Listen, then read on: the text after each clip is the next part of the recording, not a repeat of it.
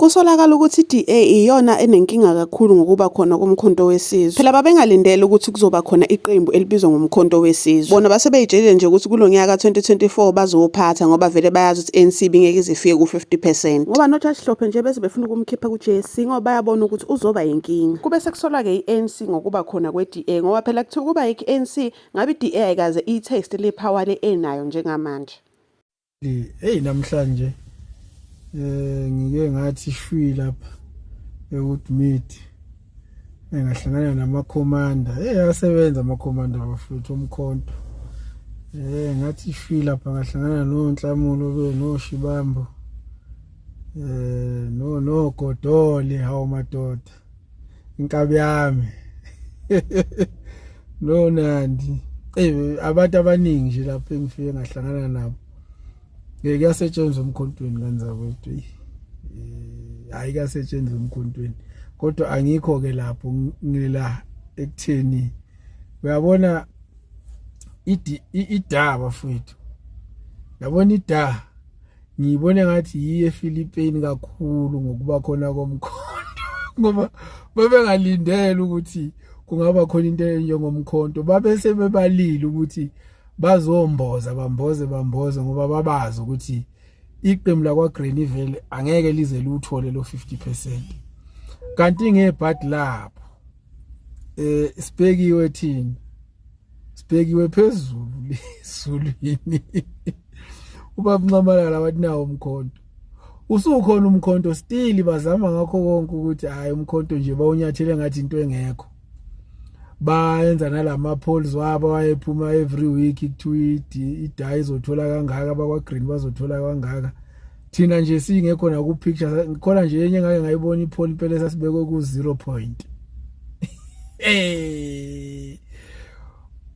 hayi kanti ababuzange langini manje umkhonto njengoba usugwaze kanje sesi official opposition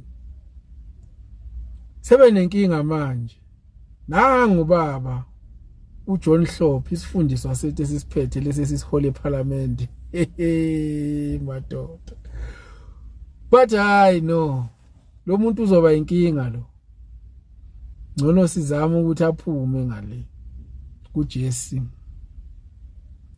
So ngiyabuza ke mina bafowethu phela mina niyazi ukuthi angifundile ngihlala ngikusho lokho I'm not educated mina I'm just a normal human being nje ongazilutho kodwa kunezinye izinto engiyaye ngiqondeke nami ngiyakuqonda nje ukuthi ngokusemthethweni wase South Africa uma ngabe uvumeleke ukungena eParliament uvumelekile ukungena kuJSC and ubaba uHlophe he was democratically elected to be part of iJSC and ngamava akhe hayi ukuthi kuvele kwathathwa nje impuqu nje yomuntu ongazilutho okanye kwathathwa nje ipolitician just because he is a politician and then he was added there. No, kulabantu akanabo lapha he is the most educated and most qualified and most experienced. So by virtue of that, the questions that he will ask there are informed by ulwazi akanalo ngejudiciary yase South Africa. Ukuthi mayezo so bayazi ukuthi bafuna ukufaka amajaji abo abantu beDA. Amajaji abo angaqualify. So ngalokho kumele bamchezulu ubaba uHlophe. Yinikele umkhonto uyagwaza and then abanye bajabule nje ngokuthi hayi ubaba uHlophe but iSouth Africa yenu akusiye yeDA. iDA iyalutha kuphela eSouth Africa. It's just that nina you thinking abelungu they are the best thing eyakenzeka emhlabeni. Kanti abelungu they are not. Abelungu they hate you. They don't want you even here in South Africa. Ukube kuya ngabo ngaba nikho nokuba khona. Kube kuya ngabo ngabe mhlambe leZimbabwe banigqibela emgodini ngabikho. But nina you just feel like abelungu are the best thing. Abanye baze basho ukuthi hey kuba khona kweDA ku government kusize ngani. Because they are there for themselves and they will make sure ukuthi laba bangabafuni they sideline them. So I don't know ukuthi yini lengaka ngabantu bakithi ngempela enza ukuthi abantu bacabanga ukuthi abelungu khona into abazobasiza ngayo bona. Nizolokhu nizigqila because you don't understand ukuthi abelungu abanthandi abelungu. Uyabona nje ida ayinthandi. That's why they are trying by all means to waltz in ukuthi bazoze baniphathe. Vele baniphethe ngenxa ukuthi iANC of Ramaphosa is the weakest link. If there was no ANC of Ramaphosa, ida bengeke izitaste ipower le yabanayo njengamanje.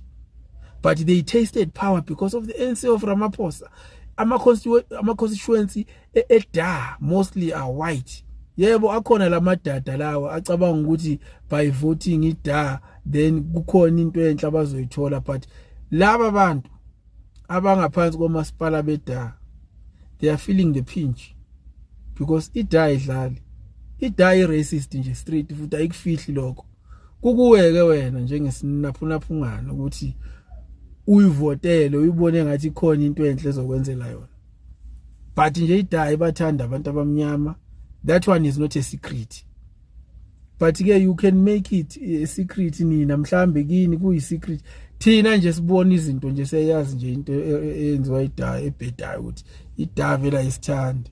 Ingakho bengamfuni umuntu ongathi bafuna kungena abantu babo, abamfuni umuntu ongathi uzobaphazamisa. So yazi nifuni nje iyangicika nje lento le, kodwa ke mhlawumbe